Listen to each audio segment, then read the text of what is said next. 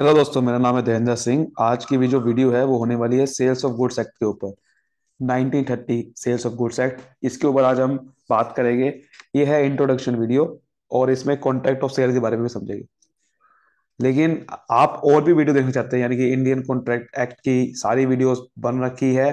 वो आपको कहाँ मिलेगी? बिजनेस लॉ की प्लेलिस्ट में। बिजनेस लॉ की प्लेलिस्ट में जाना है और आपको मिल जाएगी। यहाँ तक मैंने नेगोशिएबल इंस्ट्रूमेंट एक्ट भी वीडियो भी उसमें अंदर डाल रखी है, बिजनेस लॉ की प्लेलिस्ट में। ठीक है, आपको बस वहां पर जाना है, सारी वीडियोस आपके अवेलेबल है। वीडियो प्लेलिस्ट का लिंक मैं कार्ड में भी डाल दूंगा, आई कार्ड में। चलिए शुरू करते हैं। तो पहले सेल्स ऑफ गुड्स एक्ट को एक बार समझ लेते हैं कि है क्या। इसकी थोड़ा सा इंट्रोडक्शन की बात करते हैं, कहाँ से आया ये। तो सेल्स ऑफ गुड्स एक्ट जो है वो बहुत ही कॉमन है कमर्शियल कॉन्ट्रैक्ट्स में। कभी कभार आपको देखा, कॉन्ट्रैक्ट एक्ट तो बना था पहले, लेकिन कॉन्ट्रैक्ट एक्ट के बाद प्रॉब्लम आ गई सेल्स करने की। तो सेल्स को कैसे हम रेगुलेट करें वो तो हमने बताया नहीं। हमें तो सिर्फ इंडियन कॉन्ट्रैक्ट एक्ट बनाया गया था कि कॉन्ट्रैक्ट कैसे करा जाए। लेकिन उसके बाद वही वो कह रहा है, कमर्शियल कॉन्ट्रैक्ट में, जहां पर कमर्शियल कॉन्ट्रैक्ट होते हैं कि सेल परचेज का कॉन्ट्रैक्ट में, सेल ऑफ गुड्स तो बहुत ही कॉमन चीज है। जहां पर मैंने कोई खरीदना है, सामान बेचना है, कमर्शियल कॉन्ट्रैक्ट होते हैं वो। तो वहां पर सेल ऑफ गुड्स तो बहुत ही कॉमन चीज है। तो उसके लिए लॉ बनाना जरूरी हो गया था। वो बनाया गया सेल्स ऑफ गुड्स है 1930 में। ये लॉ जुलाई 1 1930 में इंडिया में लागू हुआ। और ये एक्ट पूरे इंडिया में अप्लाई होता है, एक्सेप्ट जम्मू कश्मीर। जम्मू कश्मीर में नहीं होता। ठीक है। उसके बाद बिफोर 1930 जो भी सेल्स हम करते हैं उसमें किसी को नुकसान ना पहुंचे, या कुछ भी सेल से रिलेटेड कुछ इशू होते हैं ना, किसी को नुकसान ना पहुंचे, कोई फ्रॉड ना कर दे, तो उससे रिलेटेड जितने भी इश्यूज है वो होते थे इंडियन कॉन्ट्रैक्ट एक्ट से गवर्न। कि कॉन्ट्रैक्ट एक्ट वाले ही सारे रूल लगते थे। लेकिन कुछ नए सेक्शन लगाए गए, where in section 76 to 123 incorporated the laws regarding sale of goods. तो उसमें आज जो 76 टू 123 सेक्शन इनकॉर्पोरेट नहीं करे गए सेल ऑफ गुड्स के लिए। और आज की डेट पे जो सेक्शंस है वो 66 सेक्शंस है। ठीक है, सेल्स ऑफ गुड्स के। तो पहले 76 से 123 का सेक्शन इंट्रोड्यूस करे गए थे इंडियन कॉन्ट्रैक्ट एक्ट में, सेल्स ऑफ गुड्स के। उसके बाद फिर सेल्स ऑफ गुड्स पूरा एक्ट ही बना दिया, 66 सेक्शन है उसके अंदर।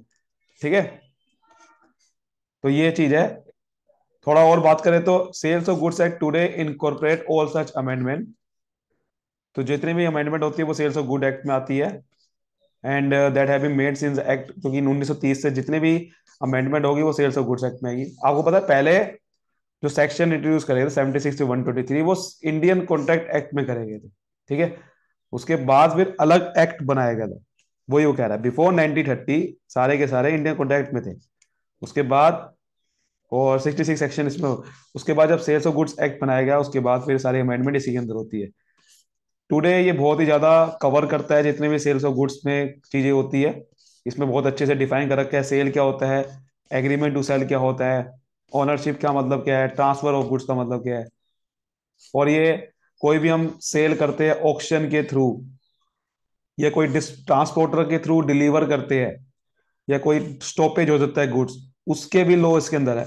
कोई अगर गुड्स बीच में खो गया, या कोई मैं ट्रांसपोर्ट कर रहा हूं तो स्टॉप हो गया, कोई डिलीवर करना है, उससे सारे लॉज इसके अंदर होते हैं सेल्स ऑफ गुड्स में। ठीक है, बात समझ में आ रही है? तो सेल्स ऑफ गुड्स में ही सारी चीजें आती है। तो सेल्स ऑफ गुड्स एक्ट कब बना था? 1 जुलाई 1930 में। 1930 से पहले इंडियन कॉन्ट्रैक्ट एक्ट इसको गवर्न करता था। और ये सेक्शन उसमें थे, इनकॉर्पोरेट करे गए थे सेल्स ऑफ गुड्स एक्ट के related. Presently act contain 66 section. ठीक है, आज की डेट पे 66 सेक्शन है। किसके अंदर बात कर रहा है ये जो बात कर रहा है, ये जो कह रहा है ना 66 सेक्शन है, ये उसकी बात कर रहा है, सेल्स ऑफ गुड्स एक्ट की। वो तो पीछे बात कर दी उसने इंडियन कॉन्ट्रैक्ट की। आज की जो बात कर रहा है वो एक्ट में, ये सेल्स ऑफ गुड्स एक्ट की बात कर रहा है। सेल्स ऑफ गुड्स एक्ट में 66 सेक्शन है। पहले 76 टू 123 सेक्शन थे जो इंडियन कॉन्ट्रैक्ट एक्ट के अंदर इनकॉर्पोरेट करे गए थे सेल्स ऑफ गुड्स के लिए। लेकिन अब वो हटा के हमने नया एक्ट बना दिया। यहाँ तो बात क्लियर है। अब देखो इसके अंदर आप आता है हमारा कॉन्ट्रैक्ट ऑफ सेल। पहला टॉपिक इसके अंदर आएगा कॉन्ट्रैक्ट ऑफ सेल। सेल का कॉन्ट्रैक्ट, वैसे तो इंडियन कॉन्ट्रैक्ट एक्ट बनाना चाहिए था, बट हमने सेल का, क्योंकि हम एक्ट बना रहे हैं तो क्योंकि इसके अंदर डाल दिया वो। कॉन्ट्रैक्ट ऑफ सेल क्या है? तो सेक्शन 4 सब सेक्शन 1 में डेफिनेशन बता रखी है। कि कॉन्ट्रैक्ट ऑफ सेल एक ऐसा कॉन्ट्रैक्ट है जहां पर सेलर, जैसे आपका सेलर है, उसने एग्री कर दिया, एग्री कर दिया अपना कोई, या एग्री कर दिया अपना ट्रांसफर करने के लिए कोई अपनी property in goods to the buyer for certain price. अपने एक प्रॉपर्टी को बेचने के लिए एग्री हो गया सेलर, दूसरे क्या बोलेंगे, कॉन्ट्रैक्ट ऑफ सेल। यानी कि वेयर द सेलर ट्रांसफर, या तो उसने ट्रांसफर कर दी है प्रॉपर्टी, या एग्री टू ट्रांसफर। ठीक है, ट्रांसफर कर रहा है वो, या एग्री टू ट्रांसफर, यानी कि फ्यूचर डेट में करेगा, या तो कर दी है या करेगा, उसे क्या बोलेंगे, फॉर सर्टेन प्राइस, कुछ प्राइस पे, उसे क्या बोलेंगे, कॉन्ट्रैक्ट ऑफ सेल। यानी कि मैंने आपके बीच में आज ही अभी एग्रीमेंट करा कि ये लो भाई, आज मैं आपको प्रॉपर्टी ट्रांसफर कर रहा हूँ, इसी के भी क्या बोलेंगे, कॉन्ट्रैक्ट ऑफ सेल। या मैं कह रहा हूँ कि आपको फ्यूचर में इस तारीख को करूंगा, इसे भी क्या बोलेंगे, कॉन्ट्रैक्ट ऑफ सेल। समझ आ गई बात। According to Blackstone, when one person transfer the ownership of good to another, the consideration of a price, a sale has to be. Sale को पहचानने का सबसे बड़ा तरीका क्या है, आपकी एक जगह से सेलर अपनी जब ओनरशिप को ट्रांसफर कर देता है, यानी कि एक गुड्स की ओनरशिप जानी चाहिए बायर के पास। अगर ओनरशिप नहीं जा रही तो वो सेल नहीं कहेंगे, वो सिर्फ आपने गुड्स को ट्रांसफर कर दिया, उसे ट्रांसफर बोला जाएगा, खाली सेल नहीं बोला जाएगा। सेल तब बोला जाता है जब आपने उस गुड्स का पूरा जो एक्चुअल में पेपर्स होते हैं, जैसे कि अगर प्रॉपर्टी है तो प्रॉपर्टी के सारे पेपर्स, ओनरशिप वाले होते पेपर्स, वो आपने पूरे ट्रांसफर कर दिए। अगर बाइक की बात करें तो बाइक के सारे पेपर्स, आरसी, वो आपने ट्रांसफर कर दी बायर को, तब बाइक आपकी मानी जाएगी सेल हुई है, वरना वो बाइक सिर्फ ट्रांसफर करी आपने। ऐसे ही अगर मैं किसी को मान के चल रहा हूँ कि अपना कोई गुड्स है, वो ट्रांसफर नहीं, ट्रांसफर तो कर दिए, उससे पैसे लिए तो उस गुड्स उसका ही हो गया, वही मालिक है। मालिक होने का मतलब क्या होता है, भैया वो मालिक खुद है, तो अब अगर कुछ भी गुड्स को होगा तो बियर बायर ही करेगा। सेलर का उसका ऊपर हक, गुड्स का हक चुका है। अगर गुड्स खो गया, जिम्मेदारी बायर की है, क्योंकि वो खुद मालिक बना दिया उसे। अगर गुड्स को कुछ हो गया, जिम्मेदारी बायर की है। लेकिन अगर जिम्मेदारी अभी भी सेलर की है, तो वो गुड्स का मालिकाना हक बायर पे नहीं गया। समझ आ रही बात, तो मालिक बनना चाहिए। कुछ एजेंशियल की बात करते हैं कि कॉन्ट्रैक्ट ऑफ शेयर में क्या क्या एजेंशियल्स होते हैं। देखो, सबसे पहला एजेंशियल है वही वैलिड कॉन्ट्रैक्ट होना चाहिए। अगर कॉन्ट्रैक्ट वर्ड आ गया तो जो इंडियन कॉन्ट्रैक्ट एक्ट में जितने भी वैलिड कॉन्ट्रैक्ट के चीजें होती है वो सब होनी चाहिए। क्या होती है कि भाई एक, जितने भी ऑफर होना चाहिए, एक वैलिड एक्सेप्टेंस होनी चाहिए, फ्री कंसेंट से सभी पार्टी से जो हामी ले रहे हैं हम, यानी कि सभी लोगों से हाँ कर रहे हैं कि सबने एक्सेप्टेंस दी है कि नहीं दी। बायर से ऐसा तो नहीं कि जबरदस्ती जबरदस्ती सेल कर रहे हो उसे। तो सारी वैलिड कॉन्ट्रैक्ट की एसेंशियल होनी चाहिए, कंसिडरेशन होनी चाहिए लॉफुल, पार्टीज कॉम्पिटेंट हो कॉन्ट्रैक्ट करने के लिए। ऐसा ना हो कि भाई माइनर के साथ, छोटे बच्चे के साथ कॉन्ट्रैक्ट कर रहे हो, कोई लॉफुल ऑब्जेक्टिव, वही सारे वही जो हमारे एसेंशियल थे इंडियन कॉन्ट्रैक्ट में, वही इसमें भी है। इसमें भी वही चीजें हैं जो कॉन्ट्रैक्ट के लिए होता है। जैसे कि आपको पता है कॉन्ट्रैक्ट के लिए एक, दो पार्टी जरूरी है। तो देखो अगला एसेंशियल वही है कि कम से कम दो पार्टी तो होनी चाहिए ना। ये थोड़ी कि अपने को ही बेच रहा हूँ सामान, किसी और को बेच रहा हूँ, दो पार्टी तो कम से कम है।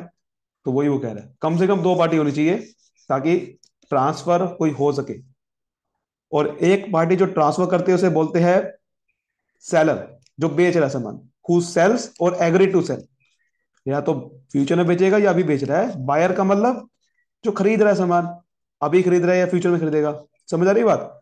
और पार्टीज कॉम्पिटेंट होनी चाहिए, मतलब कि अनसाउंड माइंड ना हो, सन की दिमाग के ना हो। आपको पता है कॉम्पिटेंट का मतलब क्या होता है, माइनर ना हो, 18 साल से कम नहीं होना चाहिए उसकी एज। और तीसरा क्या होता है, डिसक्वालिफाइड बाय लॉ ना हो। ऐसा ना है कि उसके ऊपर भैया केसेस चल रहे हैं लॉ के अंदर और जेल में जाने वाला है, वो डिसक्वालिफाइड ना हो लॉ से। ठीक है, एग्रीमेंट, एग्रीमेंट जरूर होना चाहिए भैया ओनरशिप ट्रांसफर करने का। मैंने क्या बताया, सेल में ओनरशिप जरूर ट्रांसफर होना चाहिए।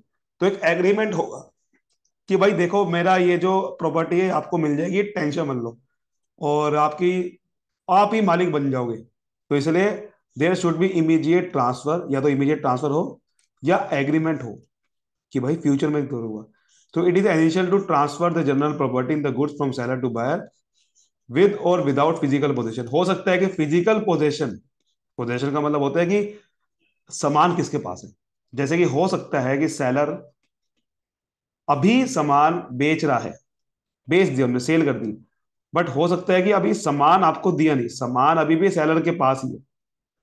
मतलब मैंने तो फिजिकली ट्रांसफर नहीं करा उसे, फिजिकली पोजेशन नहीं दी, कि ये नहीं करा कि गुड्स आपको दे दिए, लेकिन मालिक बना दिया आपको।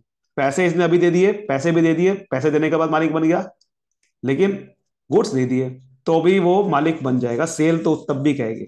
तो सेल का मतलब ये नहीं कि पोजेशन भी उसकी ट्रांसफर करनी है, गुड्स उसी को समाने हैं, ओनरशिप ट्रांसफर करनी है, मेन फंडा ये होता है सेल में। गुड्स हो सकता है फ्यूचर में ट्रांसफर कर दे। उसके बाद अगला हमारा वही है गुड्स, अब क्या है? अब देखो गुड्स का मतलब वही है ना कि गुड्स का मतलब कोई भी property which is transfer from seller to buyer. According to section 2 subsection 7 में बता रखा है गुड्स का मीनिंग क्या है। Goods mean every kind of movable property.